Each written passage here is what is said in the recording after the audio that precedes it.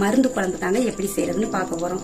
1.5 spoon மிளகு, 1 spoon சீரகம், 1/4 spoon கடுகு, 1/4 ஸ்பூன் வெந்தயம், ஒரு சின்ன துண்டு கட்டி பெருங்காயத்தை ஒன்றும் பாதியமா உடைச்சி வச்சிருக்கேன். 3 ஸ்பூன் முழு மல்லி, ஒரு 3 முழு வத்தல், ஒரு அரைச்சி தேங்காவை பொடிசு பொடிசா கட் பண்ணி வச்சிருக்கேன். ஒரு சின்ன துண்டு சுக்கு, அதையுமே ஒன்றும் பாதியமா தட்டி எடுத்து வச்சிருக்கேன். இப்போ ஸ்டவ்ல ஒரு கடாய் வச்சிருக்கேங்க. இதில் 1 ஸ்பூன் எண்ணெய் சேர்த்துக்கலாம்.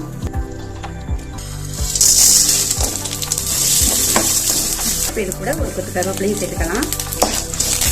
கூடவே ஒரு 4 பல் பூண்டும் சேர்த்துக்கோம். 5-6 சின்ன வெங்காயம் சேர்த்துக்கலாம். இது கூடவே சேர்த்து ஒரு 2 பெரிய சைஸ் தக்காளியை கட் பண்ணி வச்சிருக்கேன், அதையும் சேர்த்துக்கலாம். நல்லா வதக்கிக்கலாம். நல்லா ஆறுனதும் ஒரு மிக்ஸி ஜாருக்கு மாற்றி கொஞ்சமா தண்ணி விட்டு நல்ல ஃபைன் பேஸ்டா அரைச்சி எடுத்துக்குவோம்.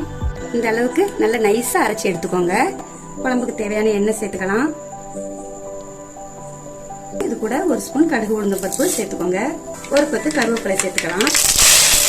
ஒரு 20 பல் பூண்டு தோலை உரிச்சு சேர்த்துக்கோங்க. ஒரு 3/4 கப் சின்ன வெங்காயம்.